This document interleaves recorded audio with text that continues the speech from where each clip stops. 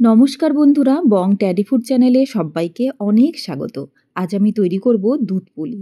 শীতের দিনে পিঠে পায়েস খেতে কিন্তু দারুণ লাগে, আর দুধ পুলিও কিন্তু খুব সহজভাবে তৈরি করে নেওয়া যায়। আমি যেভাবে তৈরি করছি এইভাবে তৈরি করলে দুধ পুলিগুলো কিন্তু খুব নরম হয়, আর পরে ঠান্ডা হয়ে গেলেও শক্ত হয়ে যাবে না। তাহলে চলো চটপট শুরু করে দিই এই দুধ পুলির রেসিপি। যারা যারা আমার চ্যানেলটিকে এখনও পর্যন্ত সাবস্ক্রাইব করোনি তাদের কাছে অনুরোধ রইল আমার চ্যানেলটিকে সাবস্ক্রাইব করে আমার পাশে থেকো।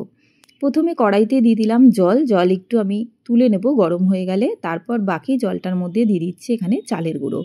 এখানে আমি কেনা আতপ চালের গুঁড়ো নিয়েছি, তোমরা চাইলে বাড়িতে মিক্সিতে আতপ চালকে গুঁড়ো করে নিয়েও রেসিপিটা করতে পারো।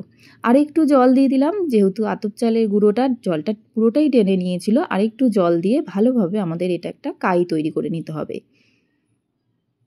এই সময় গ্যাসের ফ্লেমটা কিন্তু একদম লোতে রাখতে হবে।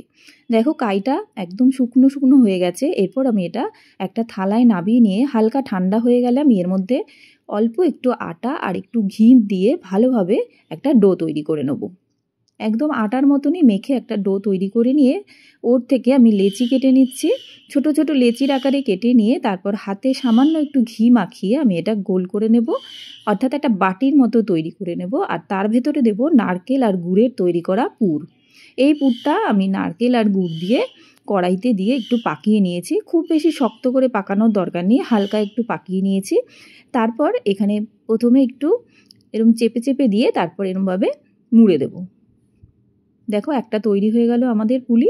এরপর আরও একটা তৈরি করে তোমাদেরকে দেখিয়ে দিচ্ছি।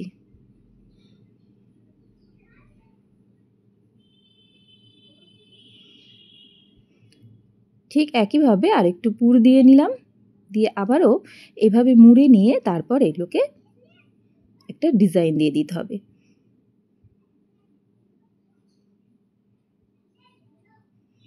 এইভাবে সব কটা পুলি আমি তৈরি করে নেব। দেখো পুলিগুলো আমাদের তৈরি করা হয়ে গেছে। এবারে আমি দুধ বসিয়ে দিয়েছি, আর এখানে 500 গ্রাম দুধ নিয়েছি। দুধটা ভালোভাবে আমাদের ফুটিয়ে নিতে হবে। দুধ হালকা একটু গরম হয়ে আসলে আমি এর মধ্যে দিয়ে দিচ্ছি পাটালি গুড়। তোমরা চাইলে এটা খেজুরের গুড় দিয়েও তৈরি করতে পারো। পাটালি গুড় দিয়ে ভালোভাবে দুধটাকে আমাদের ফুটিয়ে নেব এবং দুধটাকে একটু ঘন হয়ে আসতে দেব। এরপর আমি দিয়ে দিচ্ছি একটু নারকেলের পুর, যাতে খাওয়ার সময় এই নারকেলের পুরটা মুখে পড়লে খেতেও কিন্তু দারুণ লাগে।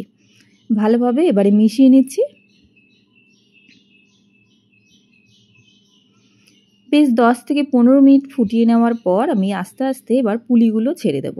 এই ফুটন্ত দুধের মধ্যেই পুলিগুলো ছাড়তে হবে, কোনো ভয় নেই, পুলিগুলো কিন্তু একদমই গলে যাবে না। সমস্ত কটা পুলি দিয়ে এরপর আমাদের এটাকে একটু হালকা হাতে নাড়াচাড়া করতে হবে।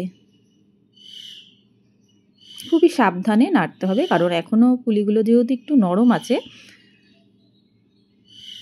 এবারে এটাকে সেদ্ধ করতে হবে দুধের মধ্যে, আর যখনই সেদ্ধ হয়ে যাবে এরকম ভেসে উঠবে। তাহলে তৈরি হয়ে গেল আমাদের দুধ পুলি রেসিপি। কেমন লাগলো অবশ্যই আমাকে জানিও।